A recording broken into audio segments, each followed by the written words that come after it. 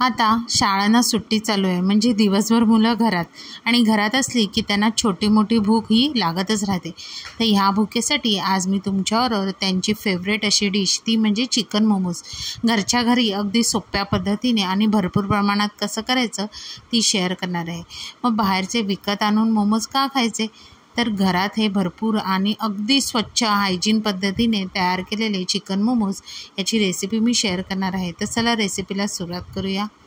तर आता चिकन मोमोजसाठी सर्वप्रथम आपण मैद्याचं पीठ मळून घेऊया।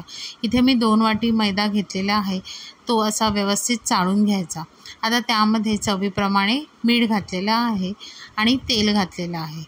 आता इथे व्यवस्थित सगळं हाताने मिक्स करून थोड्या थोड्या पाण्याचा वापर करून आपल्याला इथे सेमी सॉफ्ट असं पीठ मळून घ्यायचं आहे, म्हणजे ना जास्त घट्ट किंवा ना जास्त पातळ।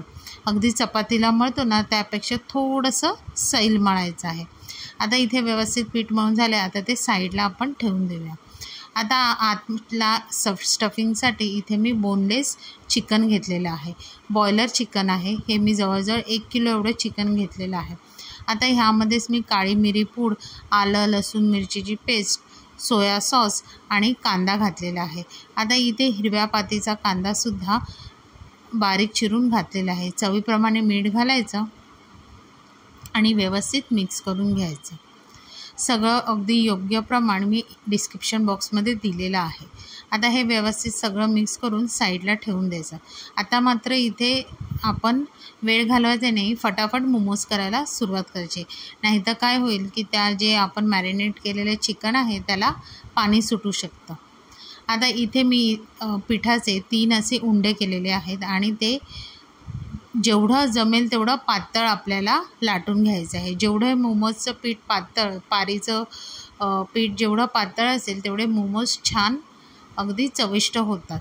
आता इथे बघू शकता व्हिडिओत दाखवल्याप्रमाणे मी इथे स्टफिंग भरलेलं आहे, करंजीचा आकार दिलेला आहे। आता तुम्हाला जसे जमतील तसे आकार तुम्ही मोमोजला देऊ शकता। आता इथे मला सर्वात सोपा आणि अगदी सगळ्यांना करता येईल असा हा आकार मी तुम्हाला व्हिडिओमध्ये दाखवलेला आहे। आता अशाच प्रकारचे सगळे मोमोज आपण तयार करून घ्यायचे आहेत। आता इथे बघा सुरुवातीला मी 5-6 मोमोज तयार करून घेतलेले आहेत। आता मोमोज वाफवण्यासाठी एका पातेल्यात मी पाणी घेतलेलं आहे। पाण्याला साधारण उकळी आली की वरती मी चाळणी ठेवली आहे, त्याला तेल लावून आपण एक एक मोमोज थोड्या अंतरावर ठेवून वाफ आणायला द्यायचे आहे। जवळजवळ इथे 20 मिनटासाठी आपण हे मोमोज जे आहेत ते चांगले वाफवून घ्यायचे आहे। 20 मिनटामध्ये तुमचं मोमोजच्या पारीसुद्धा शिजते आणि आतमधलं जे चिकन आहे आणि बोनलेस आणि बॉयलर असल्यामुळे 20 मिनटात ते अगदी व्यवस्थित शिजतं। आता 20 मिनटानंतर तुम्ही बघू शकता की मोमोज इथे मस्त वरून असे ड्राय झालेले आहेत, म्हणजे तुम्ही हात लावला तरी तुम्हाला ते चिकटणार नाही आणि कलरसुद्धा चेंज झालेला आहे। आता इथे मोमोज हे काढून घ्यायचे आणि थंड करत ठेवायचं आहे की नाही, वाटतात की नाही सुंदर अगदी मोमोज। आता अशाच प्रकारे दुसरी बॅचसुद्धा मी वाफवून घेतलेली आहे।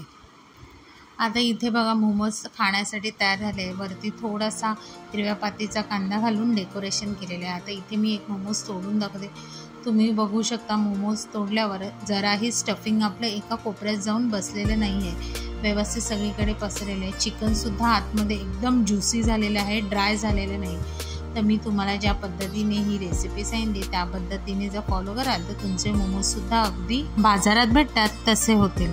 तर जर का तुम्हाला ही माझी चिकन मोमोजची रेसिपी आवडली तर रेसिपीला नक्की लाईक करा, शेअर करा, कमेंट करा। चॅनलवर नवीन असाल तर चॅनलला सबस्क्राईब करा आणि अशाच नवीन रेसिपीसाठी बेल आयकॉनला प्रेस करायला विसरू नका। तोपर्यंत मस्त